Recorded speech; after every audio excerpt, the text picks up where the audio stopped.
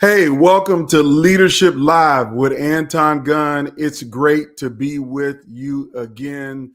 Today, I have a special industry topic that I want to talk about, and it's so timely. I literally planned this out maybe a month and a half ago to talk about this industry today, but there is actually something in the news that ties right in to what I want to talk about. So I want to jump right in and give you the opportunity to get some value today. I really want you to understand why people leave an organization and, most importantly, what you can do about stopping it. And what do I mean leave? I'm not just talking about the bad employee who you want to leave, but I'm talking about your top performers, your talent, the people who are the best of the best on your team. Why would they want to just leave you and go work for your competitor, or maybe just change industries altogether? So my context for you, the way that I want to lay this out, we're going to talk about the technology sector today. So when I say technology, I'm talking about, think about the technology that you use right now. So whether it's Amazon, whether it's Apple, whether it's Microsoft, whether Netflix, you name any technological tool that you use. Like most of the apps on your phone are technology-based companies. They're not brick and mortar or product-based companies who just developed an app. They're a company that probably came to fruition because they're technology-based. And the technology industry has a lot of terms that it uses over and over again. I'm going to say some terms that I know you're probably familiar with. Have you ever heard the term breach or cybersecurity issue or incident or hack? These are all terms that we know synonymously when we talk about cyber security or we talk about technology companies. Technology companies don't want hacks.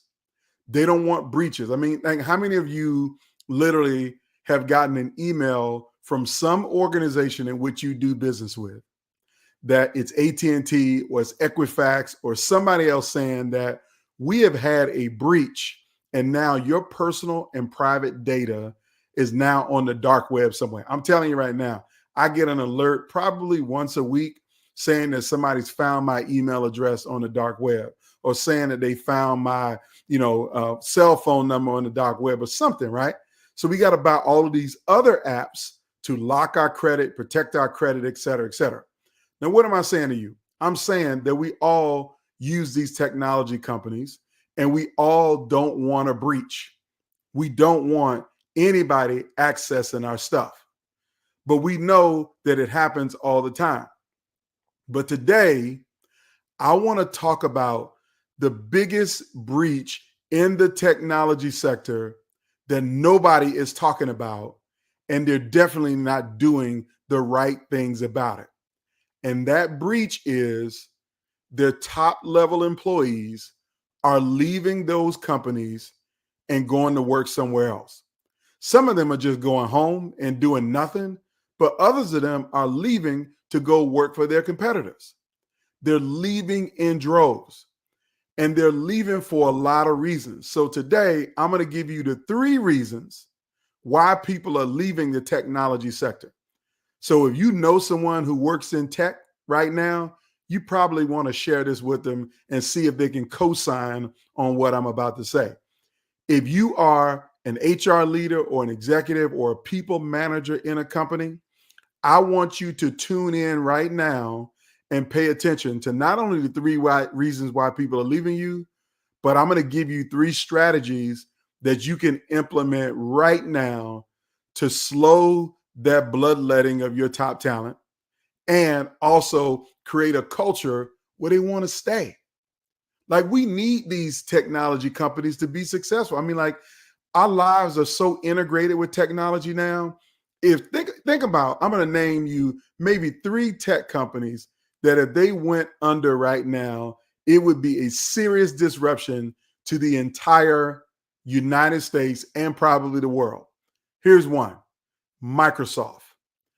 Microsoft is so integrated in our lives that most of us use a Microsoft application every single day.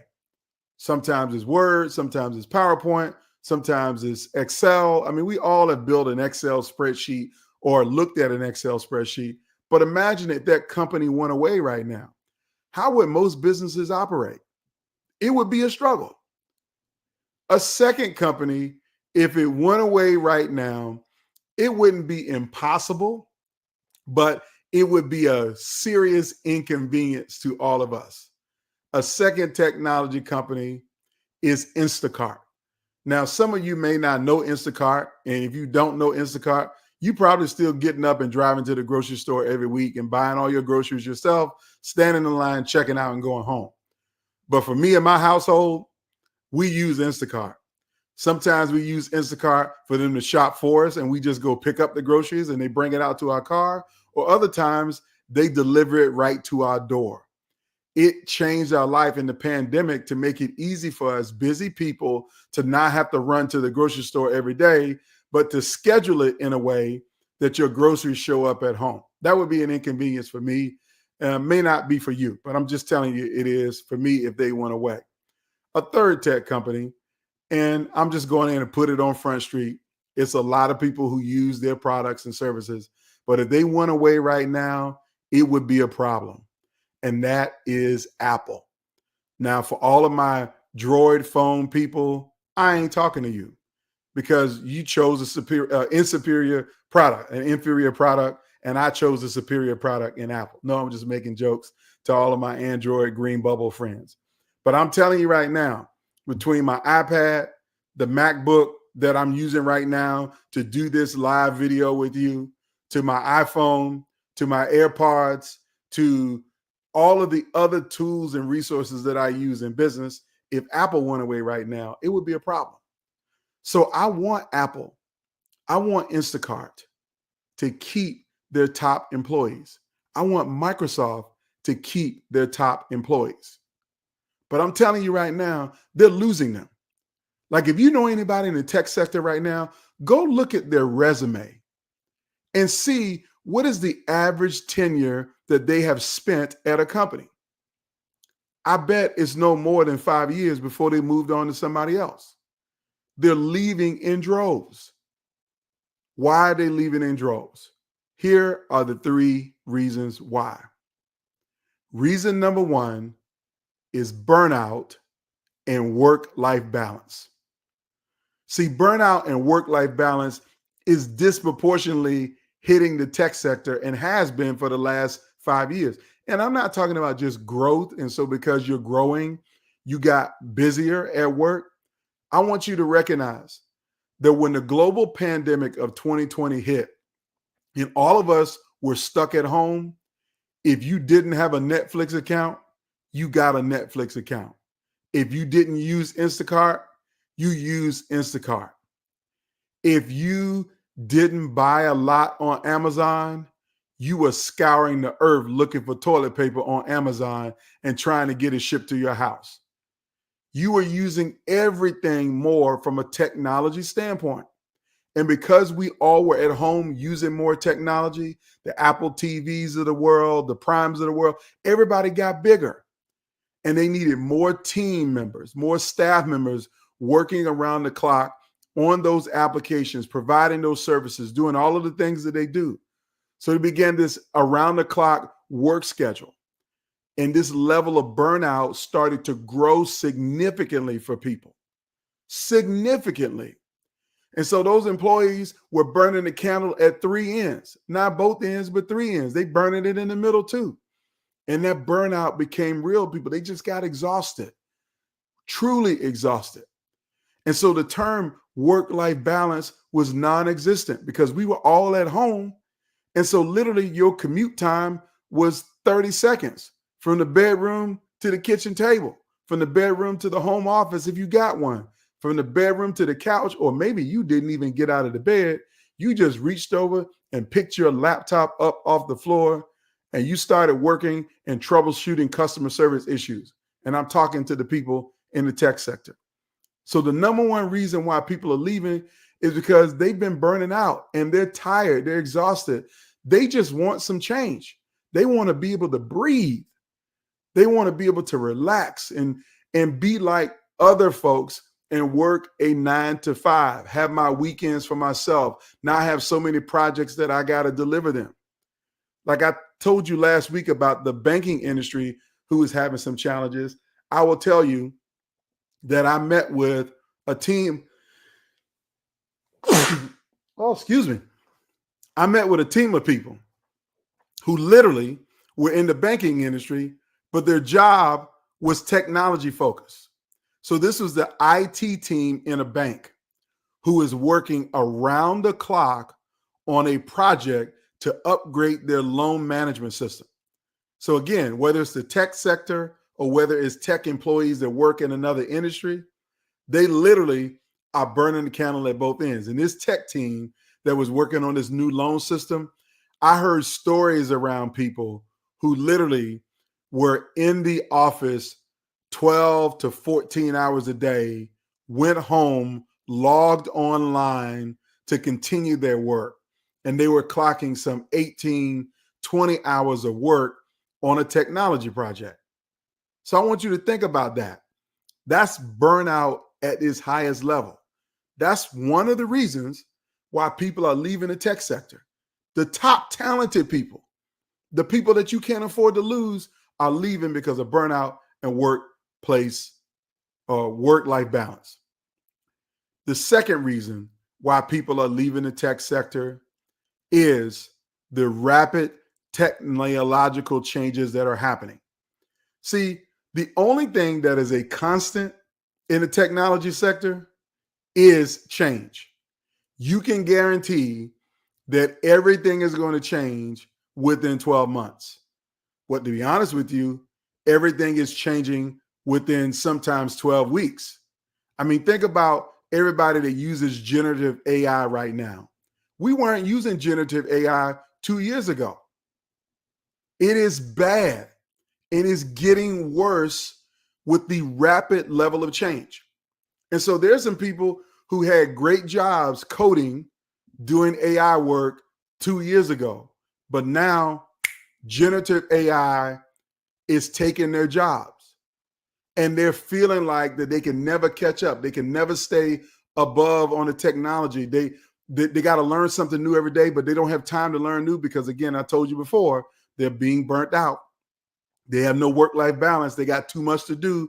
So they don't even have time to take a course, take a class to boost their skills so they can be prepared to innovate and stay at work. And so they're on this treadmill or hamster wheel that they can never catch up with the technology, that they always got to learn something new, and they're falling further and further and further and further behind.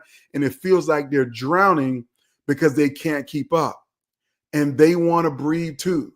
So they're deciding to get off of the hamster wheel. They're deciding to leave the industry altogether. They want to break. They want to go somewhere where I'm proficient in my work, that I know what I'm doing is the right thing, and that, yes, I can help to steer the change rather than the change steering me. That's what innovation is steering the change. And when you can bring new ideas to work and innovate how you do things, you got time to test, fail, and to bring it in. That's one thing. But the innovation is happening to them, not for them. And that's causing a level of exhaustion that people are not sustaining. They're ready to leave, they're ready to quit, and they're walking out the door. Your top talent is walking out of the door because of the rapid technology changes. Now, here's a third reason why people are leaving the tech sector. And it's this term called cultural misalignment. That you went to work for a place because you love the tech. I mean, there's a lot of people, to be honest with you, that want to work for certain tech companies because they use the technology. Like, I would love to do leadership development training for Netflix because I watch a lot of programming on Netflix. I would love to do leadership development work for Apple because I'm an Apple snob. I use Apple products for almost everything. So I would love to do work for the tech company that I get some value in. And some people have chosen to go work at those tech companies that they get value in. But here's what happened. They went to the company, started working there, and saw the other side of the coin. They didn't see the shiny, nice logo and the nice stuff that pops on our screens of our phones that we enjoy. They saw the awful backbiting, hate, divisiveness, cutthroatness, dog eat dog culture that's on the other side. And I know this because I know plenty of former Apple employees who told me how toxic their teams were. They told me it's still a great company. I love the company. I'm going to keep using Apple products, but the team I was on is toxic. They don't want to stay there. So I'm telling you right now that this cultural misalignment shows its head very quickly. And you know who it shows its head for faster and more importantly, more times than not for people? And that is the employees of color. I'm talking about your employees that fit some definition of diversity. It could be of color, it could be gender diverse, it could be sexual orientation diverse, all kinds of diverse people get on the other side of the curtain and don't feel welcome, don't feel valued, don't feel included, don't feel supported in the company. And I've had them tell me stories about how they were treated in the workplace. I mean, I didn't mention Facebook, but we all know enough stories about employee stuff going on at Facebook that you can just Google it and see all of the stuff that has happened. I mean, it's not just them, but it's a lot of companies. So there you have it. That cultural misalignment makes people want to leave. 3 reasons: burnout, work-life balance. Number 2, rapid changes and cultural misalignment. Now, I'm going to give you a real-time example of where this is happening right now. I'm going to give you 2 examples, actually. The first one is a gentleman who stays in the news more than a politician. His name is Elon Musk. Now, we all know Elon Musk, and we think he founded Tesla. He actually didn't found Tesla at all. He bought Tesla. Tesla was a company that already existed when he came and took it over. Elon Musk owns Tesla. He also owns Twitter. Now, Twitter is no longer called Twitter. It's called X. But Elon Musk took over those companies, and they have had problem after problem after problem after problem. And the top talent at those companies have pieced out. I remember reading about a major lawsuit at Tesla in California where African-American employees were routinely called the N-word at work. So much so that they filed a class action type lawsuit about their treatment in the workplace. That is a Elon Musk owned company. And we also remember when he bought Twitter last year, or maybe it was a year before, when he bought Twitter, how he fired a lot of people. That's number 1. But number 2, he sent out a memo saying that if you don't want to work hard here and work long hours, you should just leave now. Like, can you imagine that? Your boss coming in telling you, if you don't want to work long hours, if you don't want to work extra here, then you should just go ahead and pack your stuff right now. Well, that's what he did. And you know who left? The top employees left. That's who rolled out. So that's company number 1. Not really company number 1. That's Elon Musk, 2 of his companies where people have literally run out the door. Now, he's got some other companies like SpaceX and others that may not be having the exact challenge, but I know he's not intimately involved in what's going on at SpaceX. He has some competent leadership who's running SpaceX. But I know at parts of Tesla in their operations and also Twitter, he created an environment that people were burning out. The technology changes were already there, and they found the cultural misalignment because they don't want to work for a leader who doesn't share their values. That's the bottom line. Now, let me give you the other company that is in the news today in the last 24 hours, and that is Amazon. Amazon's CEO just sent out a memo to all employees, and I actually got a copy of the memo. I read it word for word, the full memo that was sent to all employees at Amazon. And there's a couple highlights in the memo that I want to lay out to you that I think will speak to why there's such a breach of high-level talent leading the technology sector and going somewhere else. The first part of the memo was that he talked about that Amazon had too much bureaucracy and that they needed to reduce the bureaucracy. That sounds like a good thing, right? To reduce the bureaucracy. Well, the thing that you can read between the lines around reducing the bureaucracy is that they're going to reduce their head count. They're going to lay off employees. So imagine if you read an email from your CEO, you read an email from your executive that says, we got too much bureaucracy. We're going to do some things to flatten the organization. Well, when anybody says flatten the organization, that's less management roles and more frontline staff. Less management and more frontline staff. So if you are a leader who is in management and you get that memo, your boss has basically said to you, your CEO has basically said to you, some of y'all not going to be here a year from now. So do you want to get laid off, or would you rather leave on your own terms and go work somewhere else? I don't know many people who just want to sit around and wait for the layoff to come. They're going to start looking for another gig right now by getting that memo.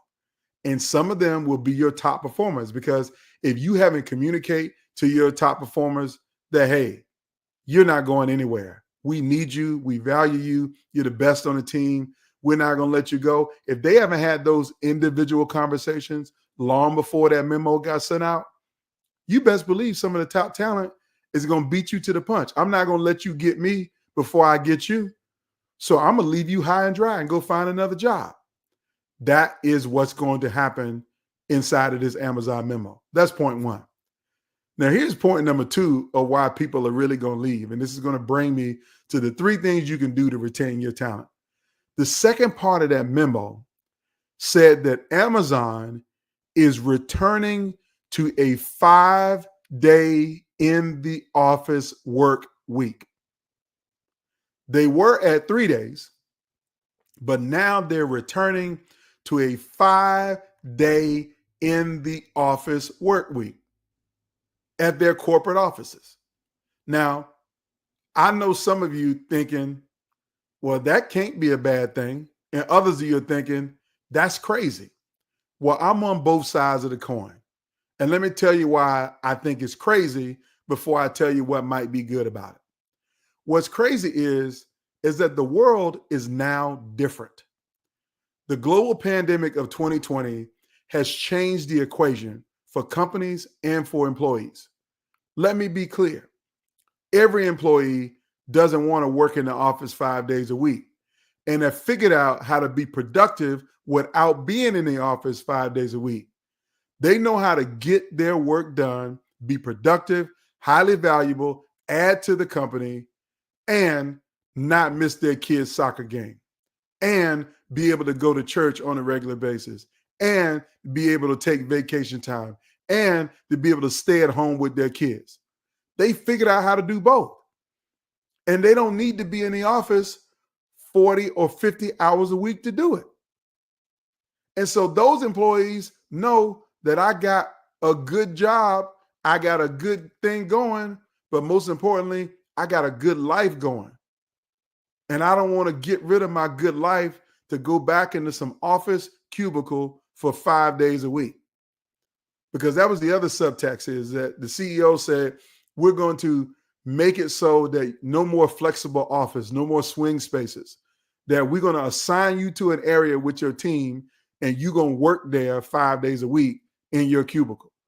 We're going to have the real estate division put everybody back into little pods with their teams, and that's how we're going to work.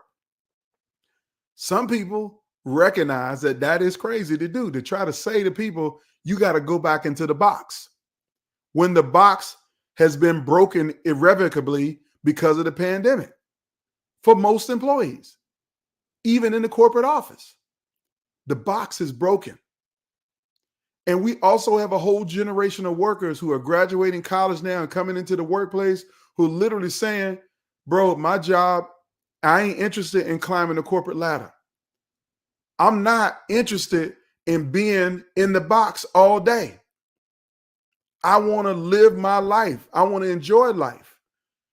I'm happy to make a decent salary, but I'm not trying to be CEO or the director of marketing or the director of operations or the chief HR officer. I want to support the employees. I want to save the planet, and I want to make a decent wage. That's their calculus for new employees. And so when you say go back into the office 5 days a week, they're looking at you like, man, I'm going to go work somewhere else that doesn't have a 5-day work week policy, that has a 3-day work week policy, or some that may have 2-day work week. And depending on your role, you don't have to come into the office at all. So overwhelmingly, Amazon is making a mistake. They're not building this the right way. They're not getting people back, at least not for all employees. So let me give you the flip side of the coin, why I think this 5-day work week might be good for a small, select group of employees. That small, select group of employees are what I would call your senior leadership group. At Amazon, they call it the S group or the S team. These are senior people who report to the CEO. If you want to be in the C-suite, you better have your butt in the office 5 days a week. You know why? Because the decisions don't get made remotely. They get made when teams come together to have discussions about the big challenges, about the innovation, and the things that you need to do as a company. So if you desire to be in the C-suite, you probably need to be at work 5 days a week. Because sometimes you got to understand that out of sight is out of mind. That if I don't see you contributing, then I don't think you're a contributor. If I don't see you in the strategic meeting or the strategic conversation around this new project and this new framework, then I'm never going to see you that way.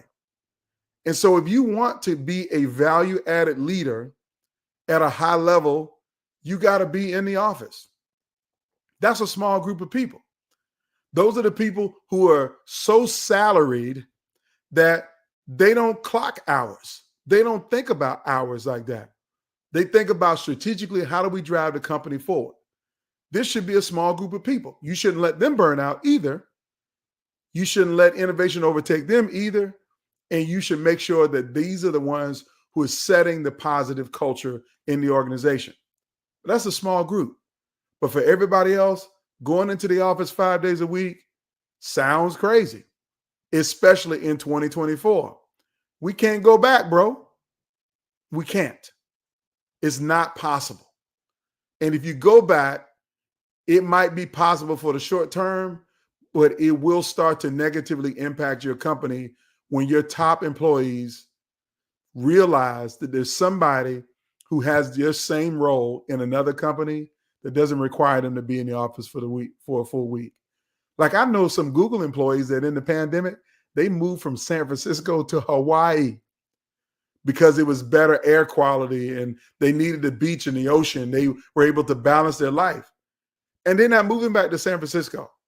They're not. And so when Google said, you got to come back to the office, you know what this person did? They quit.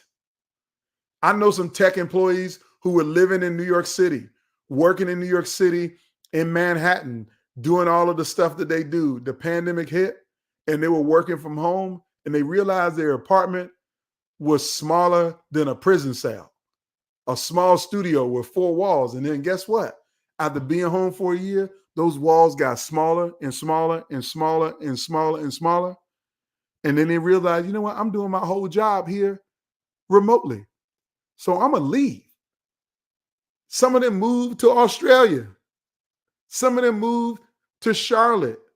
They moved to Los Angeles. They moved to other places. They moved to Greenville, South Carolina. Just left the big city to come to the South where they can get more stretch out space, still do their jobs, and have a good life. That's why we can't go back. So if you're struggling with talent leaving your organization, I'm going to give you 3 quick things that I need you to do right now, action-based stuff that you can do right now if you want to slow down the bleeding and the breach of talent out the back door of your tech company. Number 1, you need to embrace flexibility. When I say embrace flexibility, this is what I'm going to encourage companies to develop. I'm going to use a non-technology company and a company in the fast food industry to explain what you should be doing. And that company is Burger King. Burger King has a tagline, or had a tagline, that says, if you come to Burger King and you order a hamburger or a Whopper or whatever it is they sell, you can have it your way.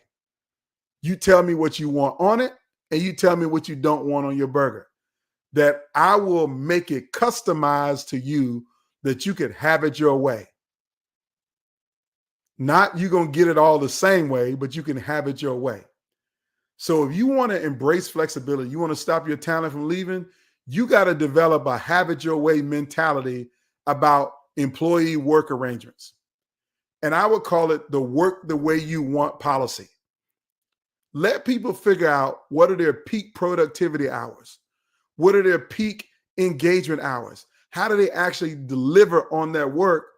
And let people schedule what works for them. Work your way. If you do that, you're going to get employees who are happier. They're going to feel like they can breathe. They can feel like they can manage life, that they can manage all of the things that they need to do and still deliver for you. They're going to be productive. I'm telling you, if you got a culture where you have attracted the right talent, the top talent, you will have people who will be more productive because you told them that they can work the way they want, when they want. Believe me, you might think I'm sounding crazy, but I'm telling you, this is a new way of the work world. You got to give people the flexibility to get it done the way they need to get it done. Now, here's the second thing that you need to be doing as a company. And I see the comments on fire right now about all of this, and I'm so glad that y'all are engaging, but you need to share it with people. The third thing second thing I want you to focus on is that you need to really focus in on continuous learning and development for every employee. You got to invest in continuous learning and development for every employee. And what do I mean by that? I told you the biggest challenge is technology changes so rapidly that people can't keep their skills up. They don't know enough. What they knew yesterday is irrelevant today. What they learned 6 months ago has been hacked by somebody else or innovated by somebody else, and they're behind. So you got to invest in continuous learning and development. And I'm telling you, as a leadership development speaker, as someone who speaks and helps to develop your leaders in an organization, I know growth and learning cannot stop. You got to continue to grow as a leader, and your whole organization needs to continue to grow. So you need to invest in learning and development. You need to develop what I call a next level skills academy, where you teach people the next level technology skills that they need, the next level leadership skills that they need, the next level team building and cultural skills that they need. You got to teach all kinds of skills, because if you create that kind of environment, your top talent is going to say, you know what? They invested in me. They really care about me. They want to help me to be successful. So I'm not going anywhere because I've been able to take advantage of learning and development. The problem that most company has right now is that they cutting back on learning and development. They think that it's optional. It ain't optional. It's not optional. This should be the most important part. Let me just be clear. The best companies in the world are training and development organizations masquerading in their core business. I want you to hear that again. The best companies in the world are training and development organizations masquerading in their core business. Let me give you an example. Chick-fil-A. We all see Chick-fil-A. We know it's a fast food franchise. We know that they sell more in one day than all the other restaurants combined do in 7 days. We know all of these things, right? But you know why? Because Chick-fil-A invests in training and development for their people. I had a friend whose daughter went to go work for Chick-fil-A. You know, she was in training for 2 full weeks before they let her go into a store. She was in an office building, sitting in a cubicle in a training class for 2 weeks. They paid her for 2 full weeks of work before she even went into a store to serve their first customer. Now, how many of you spend 2 weeks training your employees before you let them start doing their job?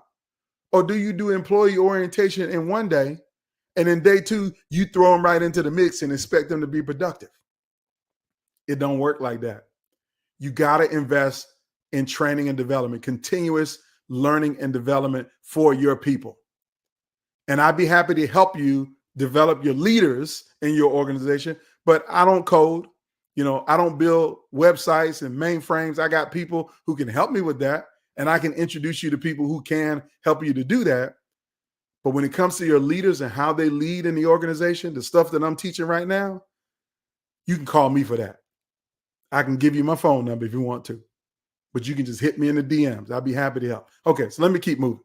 That's the second thing, is you got to invest in continuous learning and development. Then the third thing, and this is going to be hard for you, and one that I think I am predisposed for a whole mission-driven life to help companies with this, and that is you have to build a purpose-driven culture where diversity and inclusion is at the core.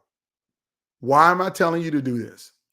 It's because so many companies have value statements. Their values are on the wall. Like if I asked you right now to type into the chat or type into the comments, what are your company's values? Do you know them? I'm going to tell you right now, most of you don't know your company's values. You've never seen them. You think you know what they are. You're going to put down your personal values, but you may not know the company's values. But some companies have their values posted on the wall when you walk in the office or when you fill out the application or when you go to the website. Our values are trust, integrity, innovation, compassion, teamwork. They will say those values. They might have 5 values.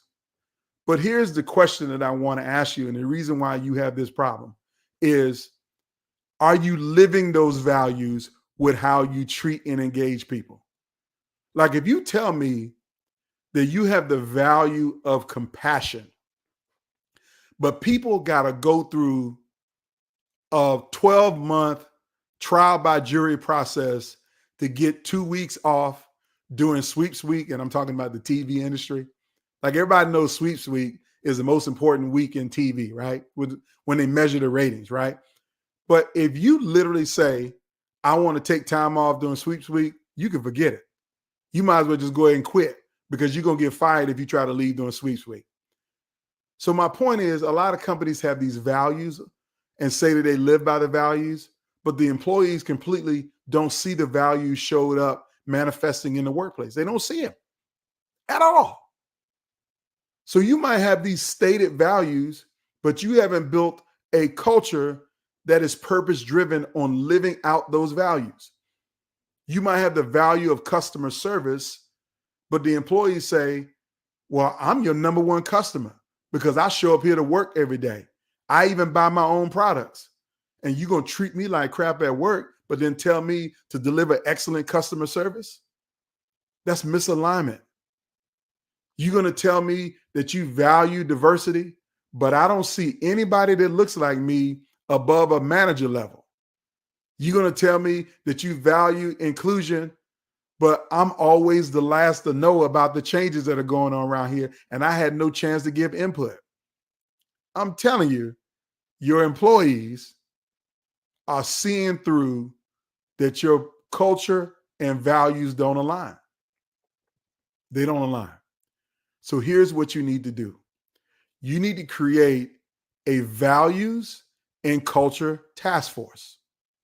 That's right. A cross-section of frontline, mid-level, and senior employees on a task force to find out if your values match how you treat people every day at work. You need to put a task force together to look at how diverse are you from top to bottom? How inclusive are you from top to bottom?